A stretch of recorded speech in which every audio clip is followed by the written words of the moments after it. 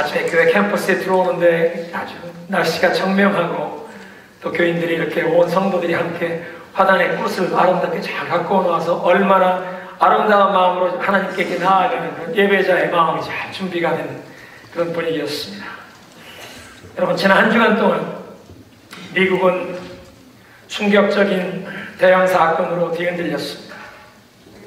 우리 기도하시는 장로님께서 함께 이미 기도해 주셨는데요. 보스턴의 폭탄 테러 사건과 텍사스의 이 공장 폭발 사고로 인해서 수많은 사상자들이 발생했습니다. 물론 우리는 매일 지구촌 곳곳에서 이런 폭발 사고와 특별히 전쟁 지역에서, 아프간에서, 이라크에서, 시리아에서, 또는 북아프리카 곳곳에서 이런 재난이 일어나는 소식을 듣지만, 그러나 미국에 살고 있는 우리들은 대체로 안전한 그런 환경에 살고 있기 때문에 미국 안에서 이런 대형 사고가 일어날 때 우리에게 더 큰 충격으로 우리가 받아들이는 것 같습니다. 그리고 이런 재난과 사고를 계기로 이 땅에 거하는 모든 백성, 모든 거민이 하나님께 돌아오기를, 하나님을 찾기를 우리가 기도해야겠습니다. 피해자들의 가족에 하나님의 위로가 임하고 미국 백성들이 하나님을 찾으며 또 하나님을 두려워하는 그런 위정자들이 곳곳에 일어나도록 미국의 이 지도자들이 정말 하나님의 법도를 존중하는 그런 나라가 다시 되도록 우리가 함께 기도해야 할 것입니다. 특별히 이번 보스턴 그 테러 사건의 용의자가 미국에 10년간 거주해온 이민자라는 사실이 밝혀지면서 전쟁과 재난이 일어난 지역의 그 수많은 사람들을 난민으로 받아주고 망명자로 받아주고, 그래서 이 미국에서 새로운 삶의 터전을 마련할 수 있도록 그렇게 기회를 주는 이 미국, 그 미국의 혜택과 미국의 배려를 입은 그 젊은이들이, 미국에서 교육을 받은 이 젊은이들이 무고한 사람들을 죽이려고 이런 끔찍한 일을 계획했다는 이런 사실을 알게 될 때 정말 마음이 서글픕니다. 우리 테러 사건에 목숨을 잃은 피해자 가운데는 8살 난 어린 아이가 있죠. 그 소년의 어머니도 이 파편에 머리를 맞아서 뇌에 손상을 입고 아직도 입원해 있습니다. 그 8살 난 남자의 밑에 여동생 6살 난 여자아이는 다리가 잘려나갔습니다. 이런 상황을 보면서 인간의 전적 타락이라는 이 성경이 말씀하시는 원리를 그냥 뼈저리게 느끼고 있습니다. 군인들끼리 서로 총뿌리를 겨누고 싸우는 전쟁터가 아닙니다. 수많은 어린 자녀들을 데리고 가족들이 축제하듯이 함께 나아가는 그런 자리에서 무고한 생명을 해치려고 친절과 혜택을 베푼 이 미국의 모든 사랑과 배려를 그걸 다 거부하듯이 그 19살 생포된 그 청년은 고등학교 졸업할 때 그 시에서 2,500불 장학금을 주고 주립대학을 보내주었습니다. 미국에서 망명자로 받아주고 교육받을 수 있는 기회를 주고 모든 혜택을 주었는데 그런 친절과 배려를 입고 미국에서 대학 교육을 받는 이런 젊은이가 무고한 사람들, 어린아이들까지 무차별 죽이겠다고 이런 테러 사건을 저질렀다는 것입니다. 이것은 하나님을 떠나 타락한 인간의 죄성을 보여주는 것입니다. 사실 가족들과 그 친척들까지도 평소에 그렇게 착하고 선량해 보이던 이 자녀들이 그런 극악무도한 일을 벌였다는 것을 믿을 수가 없다고 얘기합니다. 그 러시아에 살고 있는 지금 그 아버지가 그런 얘기하지 않습니까? 우리 그 아이는 real angel, 천사와 같이 착한 아이다. 그 고모님, 고모님도 인터뷰하면서 우리 조카들이 그런 나쁜 일을 했다는 거 믿겨지지가 않는다. FBI가 분명한 증거를 내놓기 전에 난 못 믿겠다고 얘기합니다. 이 생포된 이 용의자의 대학 친구들도 그렇게 얘기합니다. 그 아이는 착한 아이였습니다. 그런 일을 벌일 거라고는 상상이 가지 않습니다. 평소에 지극히 착해 보이고 정말 그 마음이 온순한 그런 것 같은 그 청년들이 그들 마음속에 그런 악한 계획이 자리 잡고 있었다는 것을 누구도 몰랐다는 것입니다. 아무도 상상하지 못했다는 것입니다. 인간의 그 타락 때문에 부모도 속이고 친구도 속이고 모든 사람을 다 속였다는 것입니다.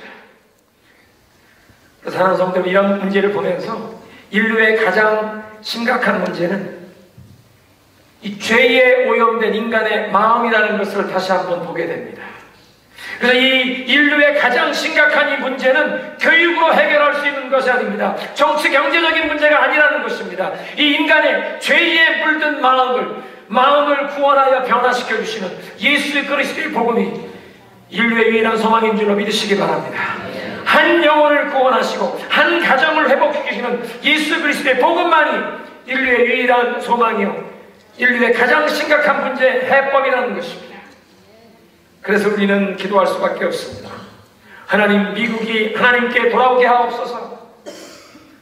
저를 한번 따라하시겠습니다. 미국의 모든 가민이 하나님께 돌아오도록 영적 각성을 허락하소서. 믿으십니까? 하나님, 미국이 다시 한번 하나님께 돌아오게 하옵소서. 세계 최고의 군대를 가졌지만 미국은 그 세계 최고의 군대로 우리의 안전을 지켜줄 수가 없습니다. 오직 하나님만이 지켜주셔야 하는 줄로 믿으시기 바랍니다. 여호와께서 지켜주시지 않으면 파수꾼의 깨어 경성함이 허사로다. 아무리 세계 최강의 군대가 그냥 미국만 지키는 것이 아니라 5대양 6대주로 항공모함을 파견해서 미국을 지키려고 하지만 우리의 바로 뒷뜰에서 일어나는 테러 사건도 막을 수 없다는 것입니다. 미국이 하나님께 다시 돌아와야 할 줄로 믿습니다. 오늘 메시지는 성경이 가르치시는 구원의 교리 5가지 중에 성도의 견인에 관한 2번째 메시지가 되겠습니다. 지난 3월부터 이 성경이 가르치는 구원의 교리 5가지, 지난주에 칼빈주의 5대 강령이라고 소개해드렸던 이 말씀이 기억이 나십니까? 튤립, 칼빈주의 5대 강령 첫 번째 T, total depravity, 인간의 전적인 타락이라고 말씀드렸습니다. 그 다음에 U, unconditional election, 무조건적인 하나님의 선택, and limited atonement, 제한적인 대속. 예수님께서 십자가에 달려 돌아가실 때 구체적으로 누구를 위해서 당신이 그 제물로 바쳐지시는지 그 구체적인 구속의 대상을 아셨다는 얘기죠. 그 다음에 I는 irresistible grace, 불가항력적인 은총, 우리가 감히 거부할 수 없는 하나님의 은혜라는 것입니다. 마지막 P는 perseverance of the saints, 성도의 견인이었습니다. 성도의 견인이라는 것이 우리가 그리스도를 한번 구주로 믿는다고 고백하기만 하면 그때부터는 우리 마음대로 살아도 된다는 얘기가 아니라고 지난주에 말씀드렸습니다. 복음주의 기독교인들 중에 성도의 견인과 연관하여 한 번 구원은 영원한 구원이다, once saved, forever saved, 그런 어구를 사용하는 분들이 있습니다. 틀린 말이 아닙니다. 그렇지만 우리가 우리의 마음을 열고 예수 그리스도를 의지하며 하나님의 자녀로 변화받을 때 우리에겐 분명 하나님의 백성이 된, 하나님의 자녀가 된 축복이 주어지고 누릴 수 있는 특권이 있습니다. 그런데 그런 하나님의 자녀가 되는 축복과 특권만 주어지는 것이 아니라 이제 하나님의 자녀답게 살아야 하는 책임이 주어집니다. 의무가 주어진다는 것입니다.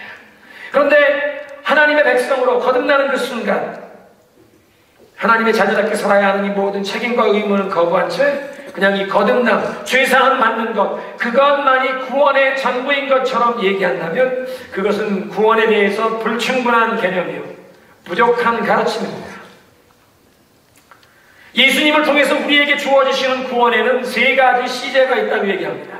무슨 얘기냐면 우리에게 임하는 그 구원을 시간적으로 셋으로 나누어서 우리가 생각할 수 있다는 것입니다. 첫째는 과거 시대적인 구원이 이미 구원을 받은 것입니다. 우리는 이미 구원을 받았다는 사실. 요한복음 5장 24절에 이렇게 말씀하십니다. 내가 진실로 진실로 너희에게 이르노니 내 말을 듣고 또 나 보내신 이를 믿는 자는 영생을 얻었고 심판을 받지 아니하나니 사망에서 생명으로 옮겼느니라. 사망에서 이미 생명으로 옮겨졌다고 말씀하십니다. 예수 그리스도를 믿고 의지하는 순간 죄사함을 받았기에 더 이상 심판에 이르지 않고 영원한 생명을 이미 얻었다고 말씀하시는 줄로 믿으시기 바랍니다. 이미 사망에서 생명으로 옮겨졌다. 하나님의 자녀가 되었다. 신분의 변화를 얘기하는 것입니다. 죄와 허물로 인하여 영원히 형벌받을 수밖에 없는 운명이었습니다. 사형수와 같았습니다. 지옥을 향하여 가던 죄인이 이제 천국의 시민권을 얻게 되었고 하나님의 자녀가 된 것입니다. 그래서 요한복음 1장 12절 영접하는 자 곧 그 이름을 믿는 자들에게는 하나님의 자녀가 되는 권세를 주셨으니, 영접하는 자, 그 복음을 듣고 마음을 열고 예수님을 나의 인생의 주인으로 모셔드리는 그 순간 하나님의 자녀가 된 줄로 믿으시기 바랍니다. 한번 따라하겠습니다. 예수를 믿는 순간 하나님의 자녀가 이미 되었다. 믿으십니까? 예수님을 믿는 순간, 내 마음의 주인으로 모시는 순간 이미 하나님의 자녀가 된 것입니다. 신분의 변화입니다. 죄인이 변하여 의인이 된 것입니다. 의인이 되었다. 칭의라는 교리적인 단어를 사용하죠. 로마서 5장 1절 얘기합니다. 그러므로 우리가 믿음으로 말미암아 의롭다 하심을 얻었으니, 믿음으로 의롭다 함을 얻습니다.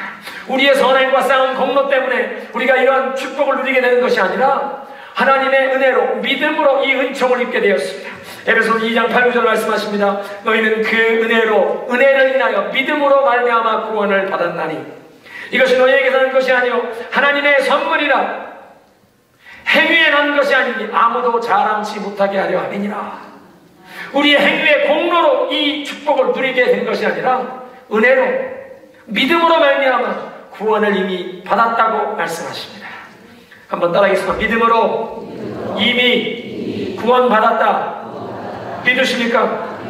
믿음으로 이미 구원을 받은 것입니다. 그런데 믿는 자는 이렇게 이미 하나님의 자녀가 되었고 이미 구원받았다는 이 구원의 과거적인 사실을 말씀하는 것뿐만 아니라 구원이 오늘날 나의 삶 가운데 또 계속 지금 이루어지고 있는, 구원이 현재 진행되고 있는 것을 또 말씀하십니다. 빌립보서 2장 12절입니다. 그러므로 나의 사랑하는 자들아, 너희가 나 있을 때뿐 아니라 더욱 지금 나 없을 때에도 항상 복종하여 두렵고 떨림으로 너희 구원을 이루라. 두렵고 떨림으로 구원을 이루어 가라고 말씀하고 계십니다. 빌립보서 2장 1절부터 11절까지는요 예수님의 겸손과 순종을 말씀하십니다. 하늘나라의 그 모든 영광의 보좌를 버리시고 하나님 아버지께서 하나님의 백성들 인류 구원을 위해 사명을 주시니까 겸손하게 그 하나님의 뜻에 온전히 순종하고 순복하기 위해 영광을 다 벗어두시고 이 땅에 찾아오신 것입니다. 성육신하신 것입니다. 성육신하신 것뿐만 아니라 십자가에 달려 돌아가시기까지 겸손히 순종하셨습니다. 그렇게 겸손히 순종하셨기에 이제 하나님께서 그 예수 그리스도를 높여주시는데 모든 이름 위에 뛰어난 이름, 온 우주 만물 가운데 가장 높은 영광과 권세를 누리게 하셨습니다. 사도 바울이 말씀하십니다. 그 예수님이 우리의 순종의 모범이라. 내가 여러분들 빌립보 교회를 개척하고 여러분 가운데서 목회할 때 여러분 저에게 순종했지만 지금 내가 이렇게 떠나 있을지라도 예수님을 모범을 삼아서 하나님께 항상 순종하며 두렵고 떨림으로 여러분의 구원을 이루어 가시오. 겸손히 순종함으로 매일매일 구원을 이루어 가라고 말씀하십니다. 성화라는 단어로 표현하는 매일매일 우리가 예수님을 조금 더 닮아가는 우리의 삶이 변화되는 것을 말씀하는 것입니다. 일평생 계속되어야 하는 구원의 역사입니다. 아직도 진행형으로 이루어져야 하는 이 구원의 역사, 이것은 성경이 말씀하시는 구원이 그냥 죄사함 한 번 받는 것, 한 번 신분이 변화되는 것, 지옥으로 갈 사람이 천국 백성이 되고 천국 시민권 얻는 그 사건, 그거 하나만이 구원이 아니기 때문에 그렇습니다. 성경이 말씀하는 구원이란 지옥을 향하던 죄인이 천국 백성이 되고 하나님의 자녀로 신분이 변화되면 끝나는 것이 아니라 이제부터 하나님의 자녀답게 사는, 하나님의 자녀다운 삶의 모습을 갖추는 생활의 변화, 우리의 신앙 인격의 변화를 또 말씀하시기 때문에 그렇습니다. 성화, 매일매일 예수님을 더욱 닮아가는 나의 언어와 행실이, 나의 마음 자세가, 나의 사고방식이, 나의 대인관계하는 모습, 우리의 가정생활하는 모습, 교회생활, 사회생활, 우리의 모든 삶의 모습이 점점 더 예수님을 닮아가는 변화되는 모습, 그것을 구원이라고 말씀하십니다. 구원을 매일매일 이루어 가야 하는, 매일매일 진행되어야 하는 구원을 말씀하는 것입니다. 사랑하는 성도 여러분, 그래서 우리 신앙생활에는 반드시 훈련이 필요합니다. 그냥 머리에 단순한 정보와 지식을 얻는 것이 아니라 그 예수님을 알음을 통해서 우리의 삶이 변화되어야겠기에, 그냥 머리에 정보만 넣는 것이 아니라 나의 삶의 모습, 나의 인격이 변화되는 신앙은 체득되어야 합니다. 몸에 배워야 합니다. 한 뼘을 때릴 때 다른 뼘을 돌려대는 게 몸에 배어서 저절로 그렇게 반응이 나와야 합니다. 복수의 칼을 내 마음에 품고 기다리는 것이 아니라 그냥 용서하고 그냥 허물을 덮어주고 지나가는 게 나에게 배울 수 있도록 우리의 신앙의 훈련이 필요하다는 것입니다. 찬송가 453장에 그런 찬송이 있습니다. 예수 더 알기 원하네. 예수 더 알기 원하네. 크고도 넓은 은혜와 대속해 주신 사랑을 간절히 알기 원하네. 내 평생의 소원, 내 평생의 소원, 대속해 주신 사랑을 간절히 알기 원하네. 아니, 그 예수님의 사랑을 몰라서요? 한번 복음을 들으면 예수님이 나를 위해서 십자가에서 그 생명을 내어줬다는 그 사랑을 몰라서 그렇게 얘기합니까? 머리에 한번 들어서 아는 것, 그것이 아니라 내 삶에 이 예수님의 사랑을 체험하고 내 영혼을 채우고 이것이 내 삶을 통해 흘러가기를 원하는, 예수님의 그 사랑을 리얼리티로 경험하기를 원하는 것입니다. 영어 가사 1절은 이렇게 되어 있습니다. More about Jesus would I know. 예수도 알기 원하네. More of His grace to others show. 남에게까지 베풀 그 은혜를 더 알고, More of His saving fullness to see. 구원하시는 그의 충만함을 더 알고, More of His love who died for me. 날 위해 죽으신 그 사랑을 더 알기 원하네. 이분이 지금 고백하는 예수님 알기 원하는 것은 그냥 머리에 한번 들어서 아는 것이 아니라 나의 삶에까지 이 사랑이 충만하게 임해서 다른 사람에게까지 흘러가는 그런 예수님을 알기를 원한다는 것입니다. 예수님과 동행하는, 예수님과 교제하는 성령이 스승되셔서 주님의 말씀을 깨우치시니 그 말씀 한 절 한 절이 나에게 교훈 되도다. 성령의 감화받아서 하나님 말씀 배우니 그 말씀 한 절 한 절이 내 마음에 교훈 되도다. 성령이 스승되셔서 진리를 가르치시고 거룩한 뜻을 깨달아 예수를 알게 하소서. 이 예수를 알아가면 예수님과 동행하고 예수님을 닮아가는 알림이죠. 그래서 두렵고 떨림으로 매일매일 우리의 삶 가운데 이루어가는 구원을 말씀하는 것입니다. 그렇게 예수님을 닮아가는 것, 그뿐만 아니라 우리가 하나님의 자녀가 되었기에 우리에게 주신 특권이 있습니다. 권세가 있습니다. 능력이 있습니다. 그 영적인 특권과 권세를 사용하여 우리를 억누르는 이 모든 죄악의 세력들, 우리의 삶에 있는 이 질병과 이 모든 역기능, 죄와 저주의 굴레를 예수 그리스도의 권세로 깨뜨리고 이것을 물리치는 것도 우리가 경험해야 할 구원입니다. 예수님께서 복음서에 여러 곳에 내 믿음이 너를 구원하였느니라 말씀하는 경우가 있습니다. 아마 어찌 보면 제일 유명한 사건은 그 12년을 혈루증으로 앓던 여인이 예수님 만났을 때 구원받게 된 사건이죠. 이 여인은 12해 동안 이 유출병이 있습니다. 그 당시 그 유대인들의 종교적인 예법에 의하면 이 여인은 지금 유출되고 있다는 것은 이 여인은 부정한 여인입니다. 이 여인이 무엇이든지 만지기만 하면 더러워집니다. 부정해집니다. 이 여인이 앉았다가 일어난 의자에는 다른 식구들은 앉지 못합니다. 부정해집니다. 이 여인이 만진 그릇은 다 부정해집니다.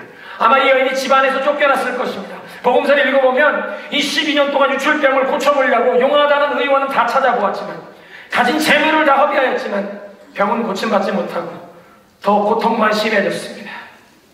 병들었습니다. 가진 것 다 잃어버렸습니다. 아마 가족까지도 잃어버렸을 것입니다. 이런 저주스러운 상황에서 예수님의 소문을 들었습니다. 그리고 그 마음속에 믿음이 일어납니다. 내가 이 예수님 그저 그 옷깃을 만지기만 해도 내가 나음을 받으리라. 예수님께 가까이 다가갔습니다. 손을 내밀어 예수님 만지는 순간 그 여인이 고침받은 줄로 믿으시기 바랍니다. 예수님이 갑자기 주위를 돌아보시며 말씀하십니다. 누가 나를 만졌느냐? 시몬 베드로가 대답합니다.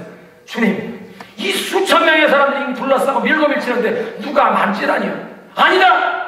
능력이 나에게서 빠져나가는 것을 내가 느꼈노라.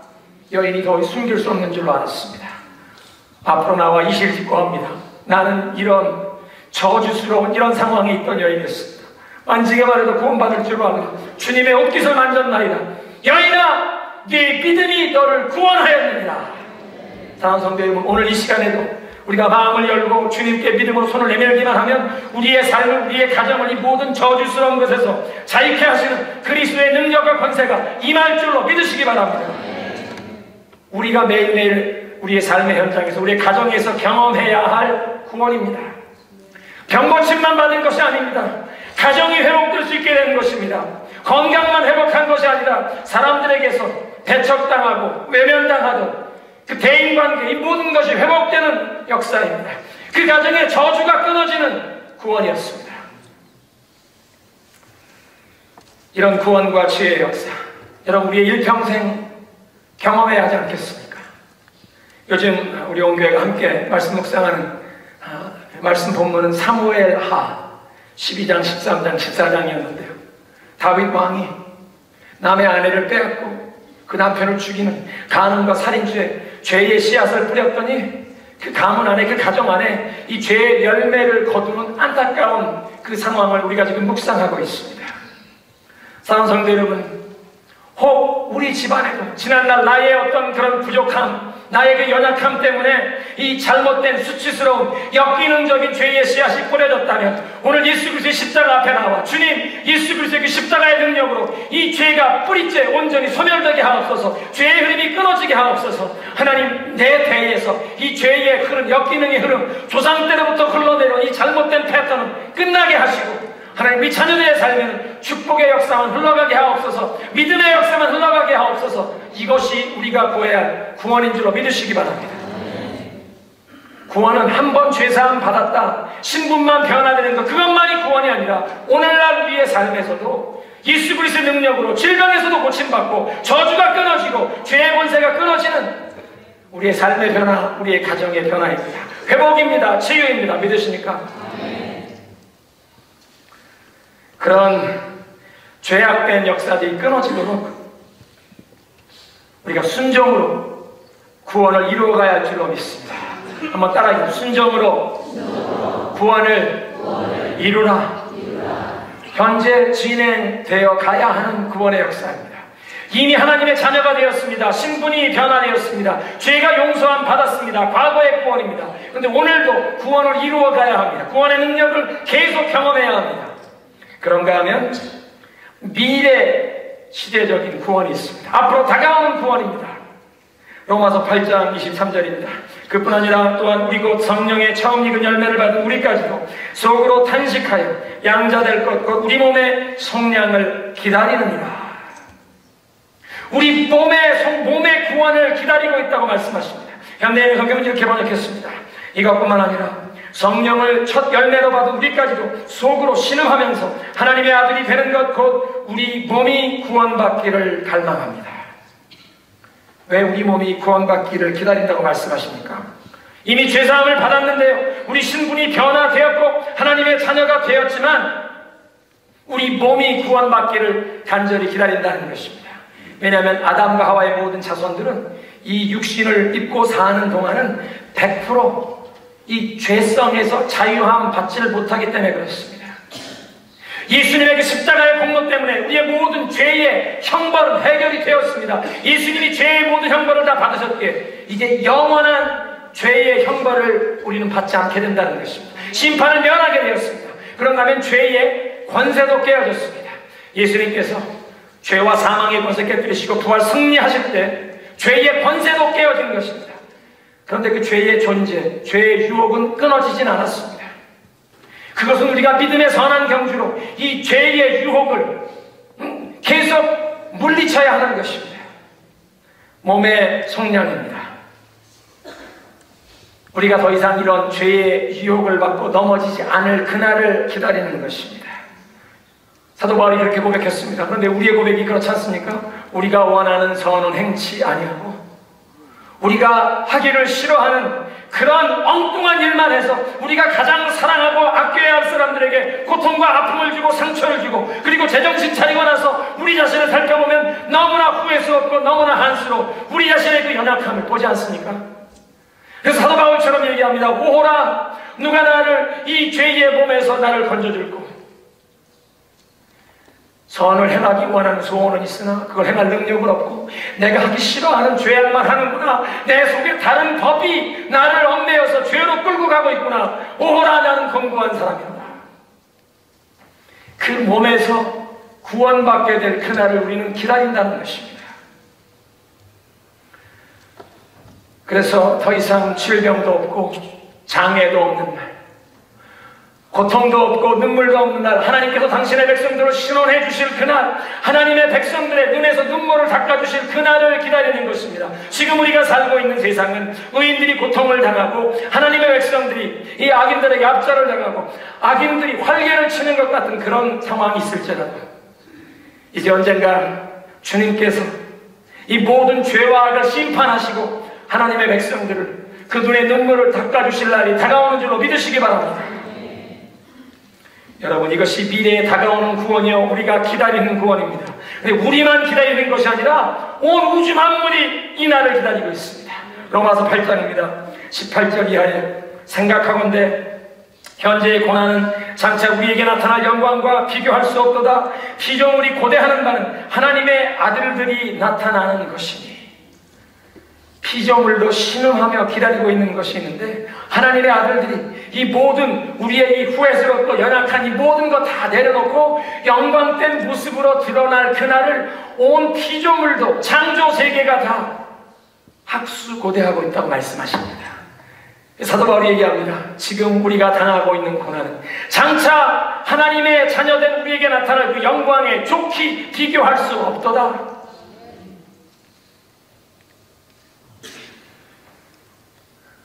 한번 따라하겠습니다. 우리는 구원의 날을 기다린다. 믿으십니까?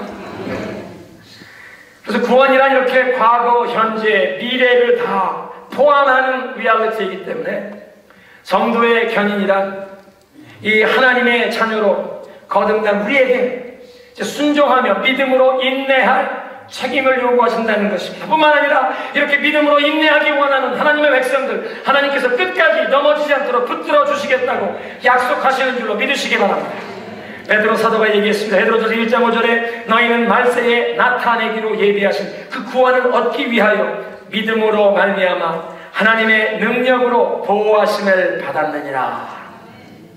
사랑성도 여러분, 하나님께서 그 능력으로 보호하시는 줄을 믿으시기 바랍니다. 하나님이 보호해 주십니다. 예수님 말씀하십니다. 이 백성들을 나에게 주신 하나님은 만유보다 크시며 온 우주 만물보다 크시며 아무도 하나님의 그 능하신 영원하신 그 사랑의 품에서 빼앗을 수 없느니라. 그런데 우리에게는 믿음으로 인내할 책임을 요구하신다고 말씀하십니다. 골로새서 1장 오늘 읽은 본문입니다. 전에 악한 행실로 하나님께로부터 멀리 떠나 있던 너희를 이 예수 그리스도의 그 몸으로 대속 제물로 자기 자신을 희생으로 드리신 그 예수 그리스도의 십자가의 공로로 우리를 화목하게 하시고 이제 하나님 앞에 거룩하고 흠이 없는 아무런 책망할 것도 없는 원수마귀가 송사할 거리도 없는 그런 거룩하고 흠이 없는 모습으로 세우기를 원하셨는데 21절 만일 너희가 믿음에 거하고 영어 성경에 if you continue in your faith established and firmly 예수 그리스도의 그 복음 안에서 우리에게 주시는 소망이 있는데 그 소망을 붙들고 흔들리지 않고 이 믿음 안에서 계속 인내하면 하나님 앞에 거룩하고 흠이 없는 원수마귀가 송사할 거리도 없는 책망거리도 없는 그런 아름다운 모습으로 세워주신다고 말씀하십니다. 우리가 믿음으로 계속 행하면 믿음 안에 거하면 사랑하는 성도 여러분, 세상의 수많은 사람 가운데 저와 여러분 하나님 택해 주신 건 무조건적인 선택이었습니다. 그렇지만 영광된 모습으로 거룩하고 흠이 없는 모습으로 하나님 앞에 서게 되는 것은 무조건적이 아니라 믿음으로 인내로 순종하는 사람에게 주어지는 것입니다. 이것을 영화라고 합니다. 영광스러운 모습으로 변화된다. Glorification. 근데 그 영화는 자연적으로 주어지는 것이 아니라 칭의함을 받은 하나님의 자녀로 신분이 거듭난 사람이 성화, 매일매일 예수님을 더욱 닮아가는 그 모습을 매일매일 순종함으로 믿음의 인내로 나아가면 마지막엔 영화, 영광된 모습으로 하나님 앞에 서게 될 줄로 믿으시기 바랍니다. 인내하지 않으면 구원이 없습니다. 예수님께서 씨 뿌리는 비유를 통해 말씀하십니다. 씨 뿌린 사람이 나가서 씨를 뿌리는데 길가에 뿌려진 씨앗 새가 와서 먹어버리고 돌밭에 떨어진 씨앗 뿌리가 깊지 못하므로 잠깐 싹은 나오는 것 같지만 해가 뜨니 말라 죽어버렸고, 가시덤불에 뿌려진 씨앗, 그 가시덤불 속에서 자라면서 가시덤불이 기운을 막아 열매에 맺지 못했고, 좋은 땅에 떨어진 씨앗은 100배, 60배, 30배 결실을 맺었느니라. 주님, 그게 무슨 뜻입니까? 이 씨앗은 하나님의 말씀이다. 길가에 뿌려졌다는 것은 이 강팍한 마음, 복음을 듣는데 마귀가 와서 그냥 그 씨를 새가 먹어가듯이 마귀가 뺏어가니까 말씀을 듣지도 못하고 받아들이지도 못하는 사람이다. 돌짝밭은 무엇입니까? 그 사람들은 복음을 들을 때 기쁜 마음으로 받지만 이 복음 말씀으로 인해서 인생에 환난이 다가오고 시험이 다가올 땐 그냥 떨어져 나가는 사람이다.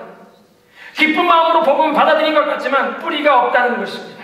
진짜 믿음이 아니라는 것입니다. 열매 맺지 못하는 믿음이라고 말씀하십니다. 가시덤불은 무엇입니까?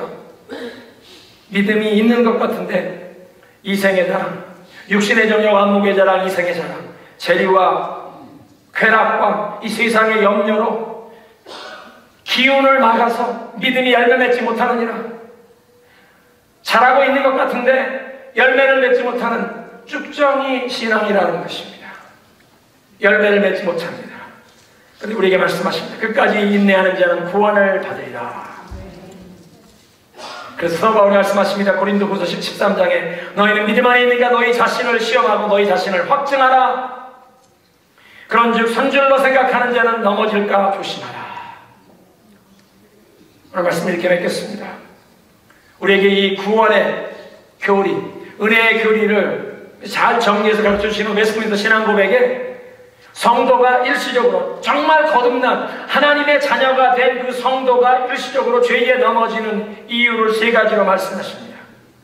첫째는 사탄과 세상의 유혹 때문에 넘어지고요. 두 번째는 우리 속에 남아있는 그 죄성 때문에 넘어지고, 세 번째는 영적인 보존을 위해 하나님께서 우리에게 주신 이 은혜의 방편을 부지런히 사용하지 않는 영적 게으름 때문에 넘어진다.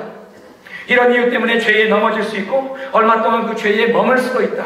그런 성도의 행실은 하나님께서 기뻐하지 아니하시고 성령을 근심케 한다. 성도에게 주어지는 은혜와 위로를 일시적으로 상실하게 되며 마음이 강팍해지고 자기의 양심이 상처를 받게 되며 타인에게도 아픔을 주고 폐를 끼치고 자기 자신에게 일시적인 심판과 징계를 불러오게 된다. 정말 거듭난 하나님의 자녀인데도 죄 가운데 일시적으로 빠지는 이유 세 가지를 얘기하십니다. 사탄과 세상의 유혹 때문에, 두 번째는 우리 속에 있는 이 죄성이 완전히 없어지지 않았기 때문에 경계하지 않으면 넘어진다는 것입니다. 세 번째는 우리가 이 믿음 안에 계속 행할 수 있도록, 믿음으로 인내할 수 있도록 은혜의 방편을 주셨는데 기도입니다. 말씀입니다. 성도의 교제입니다. 함께 모여 예배하고 또 주님 앞에 우리의 죄를 고백하고 서로 죄를 고백하며 함께 기도하는 이런 은혜의 방편을 주셨는데 이 은혜의 방편을 사용하지 않으면 넘어진다는 것입니다. 그래서 사도 바울은 고린도 전서 9장에 얘기합니다. 그러므로 나는 다름질하기를 향방 없는 것 같이 아니하고 싸우기를 허공을 치는 것 같이 아니하며 내가 내 몸을 쳐 복종하게 하면 내가 남에게 전파한 후에 자신이 도리어 버림을 당할까 두려워함이니라. 사도 바울은 곳곳에 다니며 전도를 했습니다. 교회를 개척했습니다. 그런데 얘기합니다. 내가 이렇게 다른 사람들에게 전하고 가르치고 교회를 세운 뒤에 도리어 나는 버림을 받을까 두려워한다. 그 버림받지 않기 위해서 내 자신의 몸을 쳐서 복종시키는, 하나님의 말씀에 복종시키는 spiritual disciplines, 이 영적 훈련에 계속 나아간다는 것입니다. 말씀 맺겠습니다. 우리는 이미 구원을 받았습니다. 그런가 하면 순종함으로 우리의 구원을 매일매일 이루어 가야 합니다. 또 우리의 몸의 구원이 주어질 그날을 기다리고 있습니다. 그리고 앞으로 우리에게 이런 구원의 날이 다가오고 있기 때문에 우리 오늘 사는 동안 믿음으로 인내해야 한다는 것입니다. 믿음에 있는가 우리 자신을 시험해보라. 우리 스스로 영적으로 점검해보라고 말씀하십니다. 하나님의 말씀에 순종하기 위하여 성령의 도우심을 온전히 의존하는 것입니다. 그리고 매일매일 이 죄 죽이기, mortification, 죄를 십자가에 못 박는 것입니다. 우리의 죄에 물든 자아와 우리의 욕정을 십자가에 못 박고 순종하며 주님께 나아가기를 구할 때 하나님께서 하나님의 그 능력으로 우리를 보호하신다고 약속하시는 줄로 믿으시기 바랍니다. 우리가 믿음의 고백을